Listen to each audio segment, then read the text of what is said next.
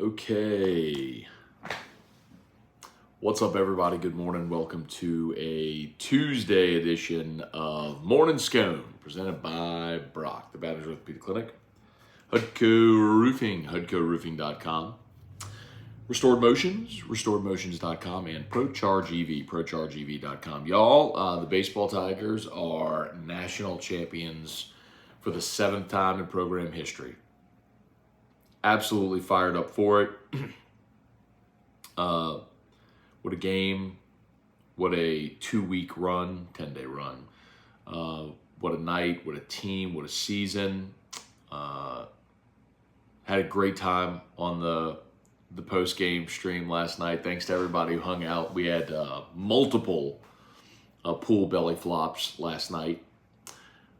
Cashed out a bottle of Van Winkle 12-year lot beat, trying to get straight from the bottle. Not even bashful about it. And had a great time celebrating LSU's 7th national championship in program history. Man, it was great. What a night. And, much of the game after the 4th inning was really just a coronation. It was a victory lap played out there on the field. After the game, Jay Johnson kind of acknowledged that, Skenes would have gone in if the margin was inside of 6 runs, 6 or less. Skenes would have gone in the game, but when it continued to get out of hand late, which was a beautiful thing to see, to absolutely rout Florida, there was no need at that point. So it would have been great to see Skenes on the bump for the final out. I mean, it really would have, because when you think about it, the radio call, which I haven't even heard Chris's call yet. I can't wait to, but the radio call will live forever. The images will be the newspaper images. The video, we'll watch the video highlights for our entire life. I can still, to this day, see in 1991, the ground ball, Moot to third, throws to Telechi at first, arms in the air. Chad OJ, the first out of the dugout, grabbing Rick Green. I mean, that was 1991. It was 32 years ago. I can still see it. So point is, we're going to see that and hear that and relive that forever. It would have been cool for Skenes to be on the mound, but what a moment for Gavin Guidry. True freshman, Louisiana Gatorade Player of the Year a season ago, picks LSU. He was a definite draft risk, y'all. Gavin Guidry was a definite draft risk. And decides to come to school. He's a national champion in year 1. Didn't let the fact that he didn't win one of those starting middle infield jobs get him down. He just started pitching and made his impact felt, and there he is on the mound, for the final out of the national championship. First one in 14 years for LSU. So that drought was long, y'all. For LSU baseball, where we become accustomed to going to Omaha, and 5 and 10 years, it felt like it was our birthright to win it every year. And you went 9 years between 2000 and 2009, and then, you went 8 years between 9 and 17 when you were back in the finals, but to lose it now another 6 years was long drought, man. But that drought is over. LSU baseball is back on top of the college world. What a team, a great mix of star players who are going to be, obviously, Cruz and Skenes, who are going to be at the top of the draft, but even guys like Trey Morgan and Jordan Thompson, despite his struggles, I know what else, but the fact of the matter is Jordan Thompson's going to be a high draft pick and is probably going to play in the major leagues one day. Some Tommy White, some really star talent, but also the program guys. How about the decision by Jay Johnson to bat Cade Beloso lead off yesterday? Just when we got the lineups yesterday and I saw Beloso in the leadoff spot, I was immediately reminded. We were on AFR yesterday when we got the lineups, and I said it's the first thing I said. So it reminded me of Paul Maneri in 2009. If you remember the championship game against Texas, the game 3 against Texas, Maneri started Sean Ochinko at first base. He started Ochinko at first base on a punch, and Ochinko went 4 for 5 in that game. So, sometimes those coaches look at matchups. they have a feeling, they play a hunch. They use the analytics they have and then play a hunch, and it's like it's crazy how it'll work, and it did yesterday. So that was awesome, man. Great to see the great blend of talent and program guys. Gavin Dugas, Cade Beloso. Hated to see Alex Milazzo get hurt. Apparently it's a fractured shin, was the report I saw last night.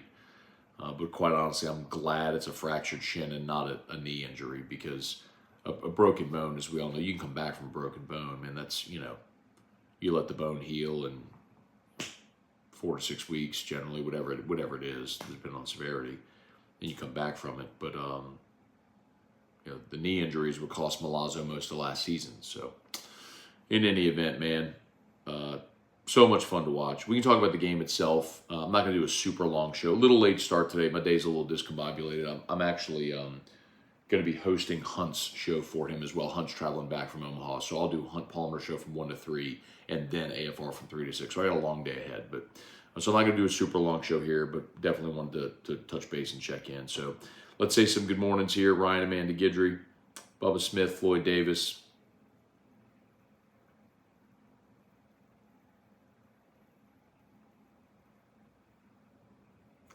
Floyd, that's long. I'm not going to read that. So I'll read it later. Reagan Lee, what's going on? Retire 3. That's going to happen, Reagan. I mean, they'll retire Dylan Cruz's number. And one of the things, there's so much to talk about with respect to this game, this team, everything. I'm glad for Dylan Cruz to win the national championship, because you think of great players that have come through this program who I don't want to say are forgotten, but man, right, wrong, or indifferent, what you do in this program largely is measured by what you do in Omaha. And I think of the guys who come to mind the most. Obviously Bregman went twice and they weren't able to win it. I think about Aaron Hill, who played 14 Major League seasons, was an all-star in Major League Baseball, but because he played in the smoke era, it's largely forgotten, when you talk about the greatest players ever at LSU. People forget a guy like John Zarang, who was the SEC Player of the Year, and you just don't mention him in the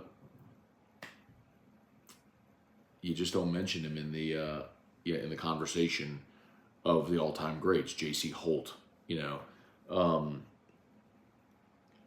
what you do in Omaha, the teams that go to Omaha.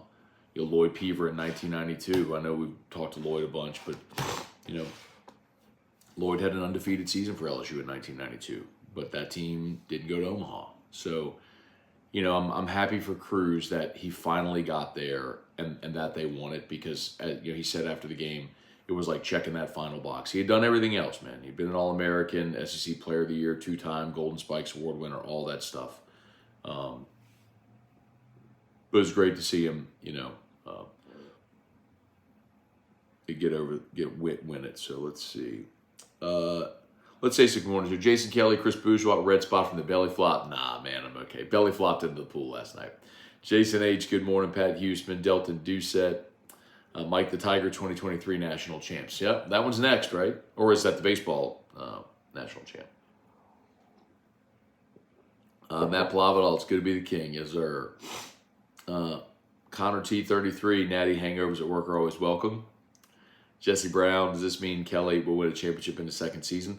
Well, Kelly and then Matt McMahon, right? It's going to be good fall and a good spring. Brady Smith, Justin Marquez, good morning. Cliff Nelson, good morning. Brian Penton from Lafayette, Indiana. All right, man. Yeah. Jordan Thompson came through in a big way, which was great to see. I don't know if y'all heard. You know what? I think Drew might be trying to get out of bed. So let me play this. I don't know if y'all heard this. I put it up on Twitter. But after the game last night, Jay Johnson was asked about Jordan Thompson. And I loved this answer. And it's, if you follow me on Twitter, you'll see that I tweeted this. 15-year-old kid. But whenever... I've covered LSU for a long time now. I've been in media since 2003. I was actually still a college student whenever I started. And so I've gone through a lot of life evolutions, right? From being a college kid to then, you know, uh, being independent, and obviously getting engaged and then getting married and then having Drew, and then advancing I've grown up personally and professionally on air here. But one of the things, that an irrefutable lesson that I've learned in doing this job, and it's why I do have a different standard for college athletes than I do professional athletes, is because no matter the fact that they're on scholarship or get amenities like private flights and, apartments and catered food, or, like the dining hall, and like all the things they get, apparel, everything, even NIL now, there's still an irrefutable truth that when you get to know these young people, you cover them and you talk to them, which most people never get to do. You just see them on TV or see them on the field. There's a barrier. But when you get to know these people, you realize they are still just young people. And I think about, like, what was I like at 18, 19, 20 years old? And all of them are trying their damnedest to win. Nobody's trying to lose. And so, yes, I've always held college athletes to a different standard. I don't like to criticize a college athlete, and sometimes there are moments that have to be pointed out. We talked about it with Jordan on Sunday. The 2 errors were bad. Like, you can't ignore that. You can't just brush it aside. Yes, they were bad. There's no other way to say it. Him being 1 for 30 in the College World Series, like, it's an obvious part of the story for this team in the College World Series that had to be discussed. But when you're just an a-hole to a 20-year-old who's on the biggest stage of his life and is scuffling like that, it doesn't do you any good to dogpile the kid. And so that was the point I made. I'm not saying ignore the fact that he was 1 for 30 or that he committed a couple bad errors. I mean, it's part of the thing. You got to talk about it. But, like, you don't have to crush the person, which is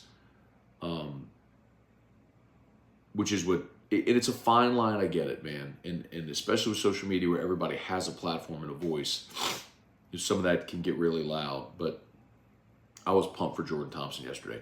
So real quick, this was Jay Johnson after the game last night. He was asked about Jordan Thompson. This is a 2-minute answer. I clipped the whole thing and put it on Twitter. So I think you'll enjoy this. If you haven't heard it, listen to it. I'm going to go get Drew out of bed. I see, we go way back. I mean, way back before any of this LSU stuff. When he was a 15-year-old kid, I was trying to recruit him to Arizona as a pitcher. I mean, and I remember walking him by at a tournament. He had just picked LSU over Arizona, and he just looked and he kind of went to go like this, and I shake my head and I said, "I'm still mad at you. I'm still mad at you." It's a great family. Cole Holland is high school coach at Helix High School, is a good friend of mine as well. And so, I mean, there's a lot of history there before me taking the job. And as I mentioned with Dylan, knowing Jordan was here for at least a couple years, that was an appeal to it. Then last year, I mean, the guy got so many big hits, but he made so many errors at the beginning of the season. Nobody paid any attention to how important a player he was for our team. And it pissed me off a little bit, to be honest with you. It pissed me off, frankly, because we wouldn't have even been in a regional last year if it wasn't for Jordan Thompson.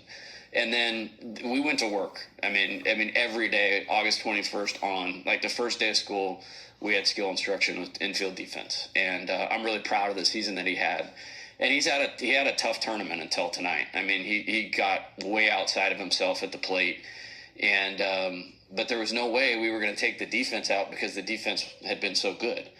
And then he made 2 errors yesterday, and they were really simple. I mean, he came out of his fundamentals on the double play ball by trying to do too much, and then he tried to do too much and get the guy at third base. And so if you just identify them for what they are and then coach them through it, I mean, there was never any thought of taking them out. And in the last 24 hours, just kind of, my wife's asking me, "Is Jordan okay?" and this and that, and not really knowing all of it. And so I just brought him into my room this morning and I go "Hey man, we're winning the national championship tonight, and you're going to do something special. But is there anything I can do to help you get to that point tonight?" And he looked me in the eye and said, "I'm good." And I I saw tonight happen before it happened. I love that. That's what coaches are supposed to do, man, especially at this level. And you lift your kids up at any level. Anyway. Bad Landry, dude, I love your bottle approach. That I drank out the bottle last night. I was like, you know what? I'm killing the bottle. I'm just drinking Van Winkle 12-year out of the bottle. Why not? Jason Hammond, can you address how you feel about being set up for sustained success in baseball as well as women's basketball and football?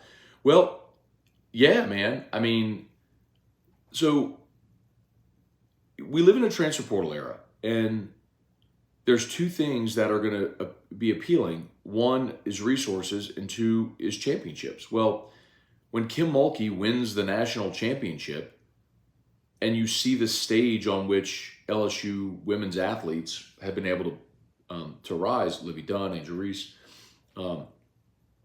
that's going to be magnetic. I mean, it's not surprising that Haley Van Lith wanted to come here. Now look at baseball. Baseball wins a national championship after getting Paul Skeens here, and look at what he did. Getting Tommy Cruz here. Look at what Tommy White here, Dylan Cruz. Like, look at what the transfers did. Why? Jay said it so many times. Why, if you're a transfer, why wouldn't you come here? Thatcher Hurd. You can sell to that. And we'll see about Brian Kelly as well. But the other thing I'll tell you is, shoot, man. Jay's 46. Now, Kim Mulkey is 60. Kim Mulkey is 61, and Brian Kelly is 61. So Kim and Brian are both 61. So there's a legitimate question about those two about, okay, how much longer do you want to coach? Is it 5 years? Kelly's on a 10-year deal. Is he going to coach till he's 70? Probably not. But in baseball in particular, because your coach is only 46 years old, you are probably best set up for long-term success there. Larry Gardner, Jason Trump, Ethan Davidson, Alex DeVilliers. Chase Burns has entered the portal. Yeah, man.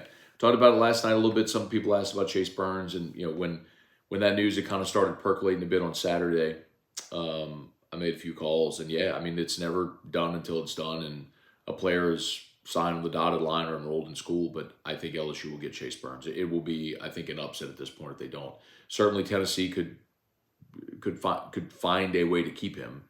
But if he does, in fact, end up leaving Tennessee, I do think Chase Burns will be at LSU. I do.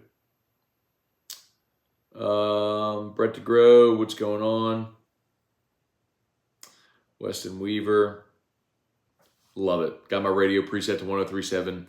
Can't wait to listen to you on the regular. That's awesome, Weston. Thank you, man. Yeah, so yesterday was a great day, not only because LSU won the national championship, but also we went live on ESPN Southwest Louisiana. So ESPN 103.7 Lafayette, ESPN 104.1 Lake Charles. So if you live there or know someone who does, let them know. AFR, you can now hear on the FM dial 103.7 in Lafayette and 104.1 in Lake Charles. Paul Skeens was the MVP. Phil Smith, update on Milazzo. The report last night from Jacques Doucet, per Milazzo's dad, was a fractured shin. So, Cody Kibido said thanks again for doing the post-game live streams. My pleasure, man. Cody, I wouldn't have done them if y'all didn't watch them. So, thank all of you for watching them and hanging out. It was a lot of fun to do. So. Juan, already at the Kansas City airport, heading back home. All right, man. Matt Lusto, good morning. Clayton Knight. He grabbed a helmet and a bat last night, too, I'm sure, yeah.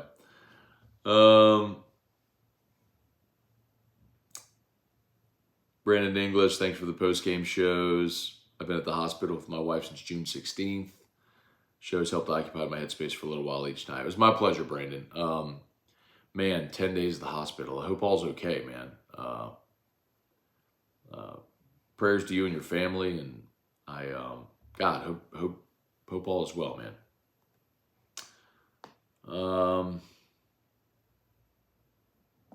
Lance Bradford Hurd came up huge. He did. I'll play if y'all have a minute. I'll play another one for you from Jay, and I shared this yesterday.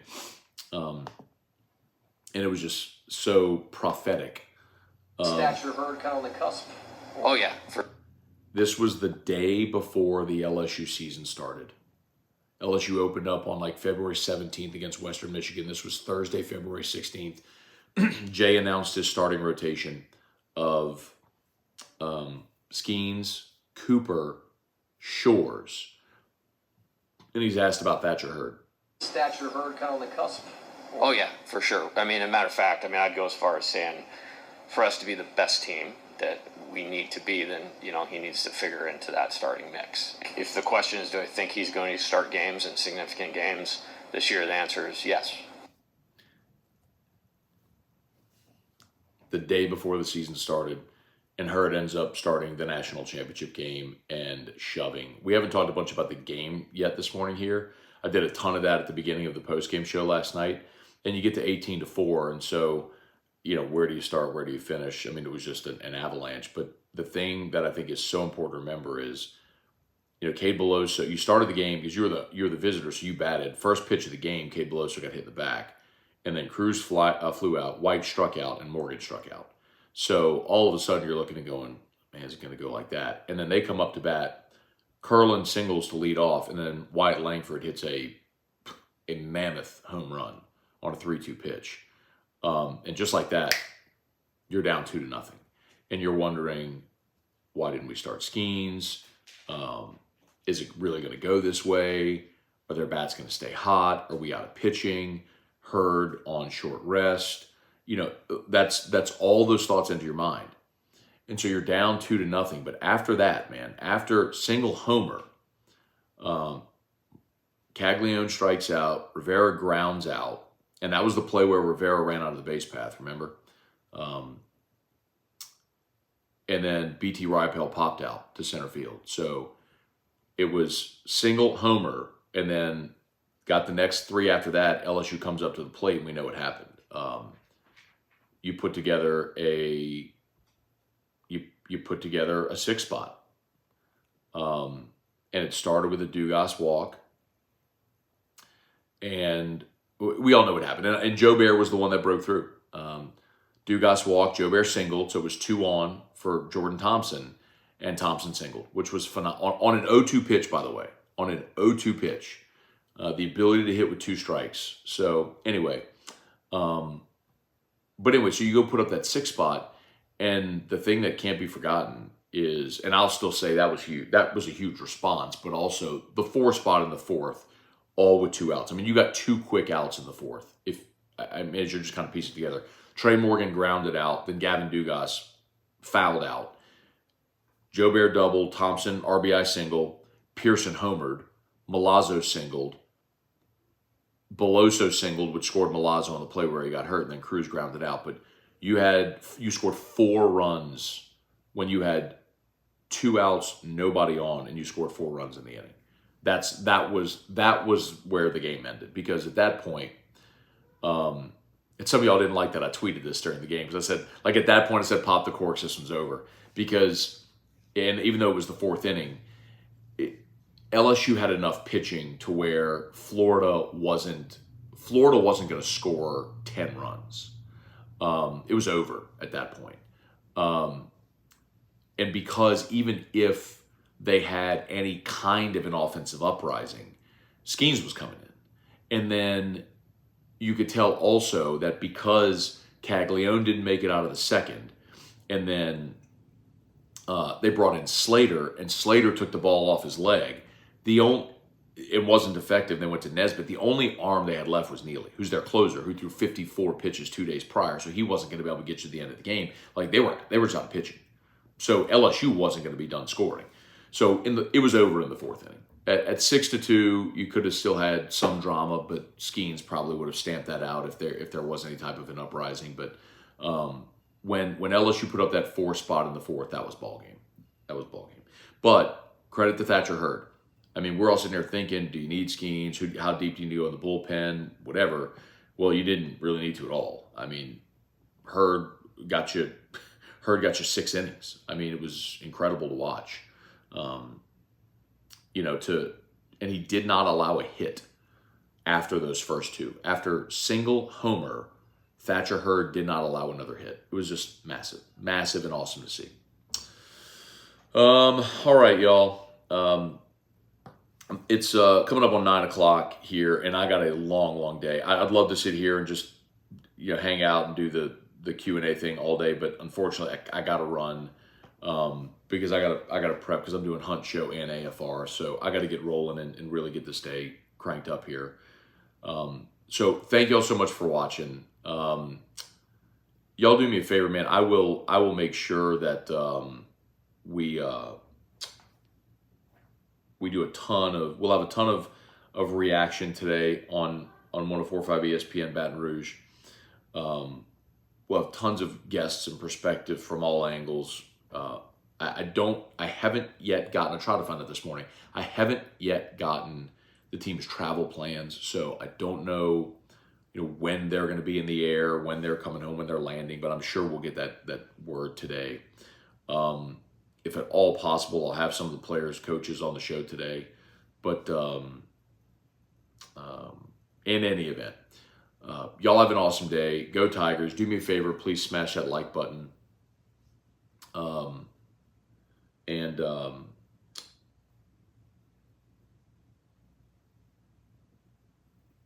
Yeah, Tigers are national champs. Excited for a great day. Y'all have an awesome. Okay, I got to get going. Oh, 1:30 at the box. Okay, good to know. Thank you. That's what I get for not checking Twitter, I'm sure. But I was checking my email for a media alert.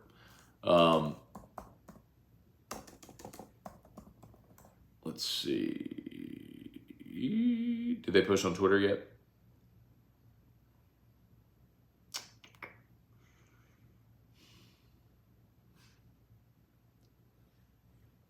Anyway, okay. All right, y'all. Have an awesome day. Thanks so much for being here. Go Tigers. Peace.